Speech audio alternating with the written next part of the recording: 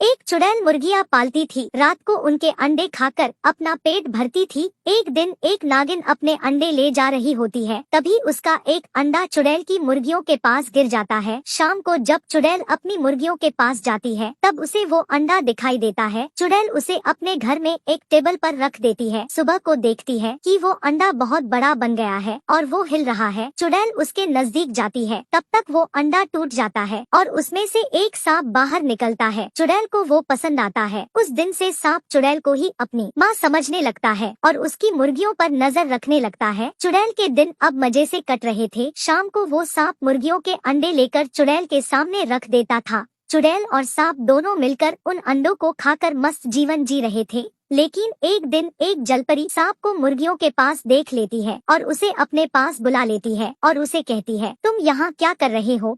मैं यहाँ अपनी माँ के पास रहता हूँ। लेकिन जलपरी बोली, वो एक चुड़ैल है, वो तुम्हारी माँ नहीं है। तुम अपना रूप बदल सकती हो। सांप अपना रूप बदलने की कोशिश करता है। तभी वो एक सुनहरी नागिन में बदल जाता है। लेकिन तभी चुड़ैल वहाँ पर आ जाती है। चुड़ैल आकर जलपरी पर अपना जादू फेंकती है, लेकिन जलपरी पानी में गायब हो जाती है। फिर नागिन की बच्ची बोली, मुझे मेरी माँ के पास जाना है। चुड़ैल बोली, बेटा यहाँ आराम से रहो, अंडे खाओ, मस्त रहो। लेकिन बच्ची चुड़ैल की बात नहीं मानती और अपनी माँ को ढूंढने निकलती है। थोड़ी दूर जाने पर उसके सामने एक राक्षस आ जाता है। बच्ची उसे देख डर जाती है, लेकिन तभी बच्ची के पीछे से एक जादू आकर राक्षस को आग लगा देता है। बच्ची के पीछे चुड़ैल होती है। चुड़ैल बच्ची से कहती है, बेटा ये जंगल राक्षसों से भरा पड़ा है, तुम कितनी दूर तक उसकी खोज करोगी? बच्ची चुड़ैल को जलपरी के पास ले जाती है। जलपरी कहती है, जंगल के बाद एक बड़ी सी पर्वत की चोटी है, उस पर इसकी माँ रहती है।